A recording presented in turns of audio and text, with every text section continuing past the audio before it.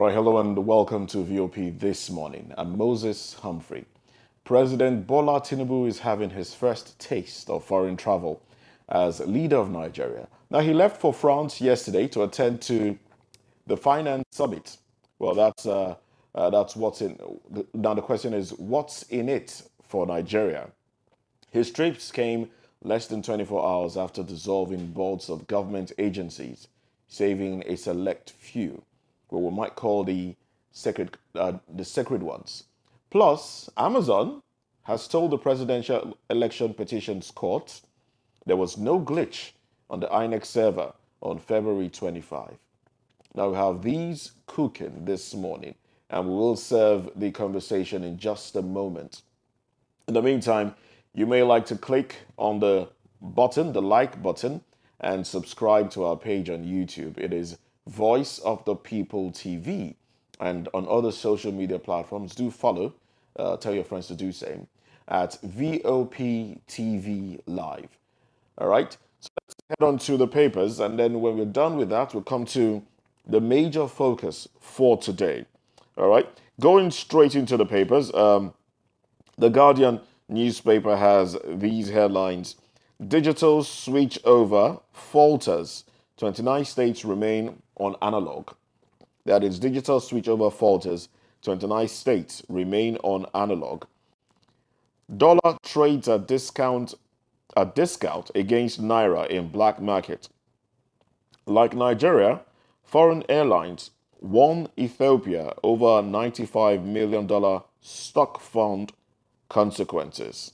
Like Nigeria, foreign airlines won Ethiopia over $95 million stock fund consequences. All right. We also do have some more headlines here. Showare spends 40 million. That's 40 million naira on presidential poll. Challenges APC others to declare campaign expenses. PEPC, Atiku Abubakar, PDP to close case against Tinubu's election Thursday. All right, and then we have Shetima decorates acting IGP Egbetokun. EFCC quizzes ex-Benue governor Otom over alleged misappropriation. And court fixes July 13 for judgment in Emefiele's suit against FG. All right, so these are the headlines that you will find in the Guardian newspaper. Interesting headlines indeed. Now let's move away from the Guardian newspaper to the Punch newspaper now. New service chiefs, 100 military generals may be retired. We talked about this yesterday. It has subheadlines: retirement gale to hit Army, Air Force, Navy, course 37. Others may be affected. Shetima decorates acting IG Egbetokun as Baba backs successor to succeed. All right. Now the retirement of military officers. One wonders the benefit it is to Nigeria, because these are men with years of experience. All right, not just combat experience now, experience in handling issues, handling security matters. Now they are being forced to retire. Well, that's what we're having to deal with, and I don't know if that's a good thing really, but one would think that for those that have climbed the ladder and gotten to where they are, they should be allowed to work. Work with whoever it is that becomes the president of the country, not just retire them. But that's the case with Nigeria. Some headlines here. FG votes 24 billion naira for 10th National Assembly members' accommodation. 24 billion naira. All right. Naira closes 756 to a dollar as trading rises at official window. State's external debt rises to 3 trillion naira. And we also do have right underneath the pictorial here, Emefiele's detention backed by court order, says DSS. Flawed sacks residents from Ogun communities. PDP holds reconciliation parley. Wike, others absent. Well, it seems the troubles in the PDP is not abating anytime soon. Well, moving away from the Punch newspaper now, going to the Daily Sun. PDP's reconciliation talks suffer setback. Atiku, governors, Wike, others absent. We all contributed to outcome of 2023 polls, says party stakeholders. Oh yes, they all did indeed. All right, Imo PDP accuses defected SWC members of mismanaging 1.4 billion naira campaign funds. Ayawu Okorocha reportedly in unholy deal.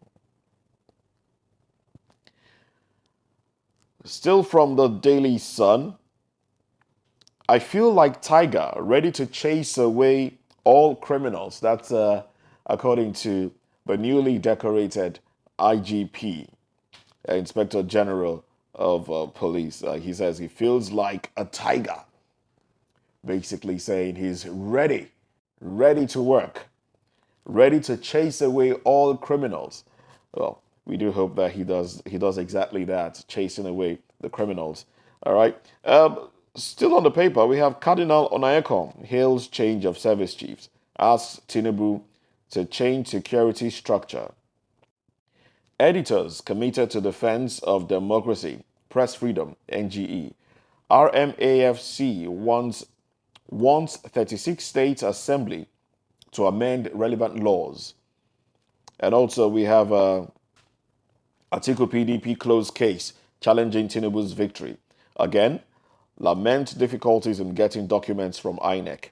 Naiti praises Tinubu's determination to end subsidy regime. And then we have EFCC grills, releases Otom after 10 hours over alleged misappropriation of funds. Emefiele knows fate, July 13. Emefiele knows fate, July 13. Enugu Guba Tribunal dismisses Naji's petition against Mba Idioga. All right, so these are the headlines that you would find in the cover page of the Daily Sun. All right, and lastly, we will be stopping with the Vanguard newspaper. And from the Vanguard newspaper, the Vanguard has slightly a different kind of headline here. It says, anxiety as ex-depot petrol price rises to 490 naira per litre. Retail price rises to 515 naira. Major marketers lift at 446 naira 57 kobo per litre. Regular unavailable regulator unavailable at filling stations. PMS now for the rich, NLC says. Deregulation drives change in price. Ipman. We are still far from deregulation. Professor Iledari. All right. Well, we have been told that the market forces will determine the price of fuel in this regime of the removal of subsidy. But this portends a lot more suffering for Nigerians. Indeed, I mean, if fuel has to go for above the 500 naira, which is basically what it's been sold for now, one wonders what the purchasing power is. Well, NLC talks with the palliative talk will take up until sometime in August to be concluded. That's the 8-week march, the 8-week margin given. Well, let's just see what happens, and I do hope this will not increase. Well, it will increase the sufferings of Nigerians, but how we deal with it. Another question is, Nigerians need to know what the monies set aside, the monies that should have been used for subsidy, what it's been set aside for, how much have we saved, all right? Now that subsidy has been taken out, Nigerians need to know how much has been saved so far in the 1 week or the 2 weeks or the 1 month that, we'll have to go through this. For the time being, we know that subsidy removal Basically, the subsidy removal basically stops at the end of this month, all right? And then from next month, we get to, run the economy without subsidy payment. Now, will we be informed as to how much is being saved? And will we be informed as to what these monies are being diverted to? Now, that information may just alleviate the sufferings of Nigerians in terms of calming our minds. Oh, well, let's take some more headlines here. We do have EFCC releases ex-governor Otom after 10 hours grilling. We have a presidential poll. Tinubu opens defense June 30. Atiku Obi close cases Friday. Nigerian doctors lost to the 6,200 Nigerian doctors lost to UK in 6 years, says International College of Surgeons. All right. And yes, so these are the headlines that we have in the Vanguard newspaper. Now, up next on VOP this morning, President Tinubu jets out to France after dismissing the boards of government agencies except 14. Now, who are the survivors and what do we need to know about them? Let's talk about this when we come back after this break.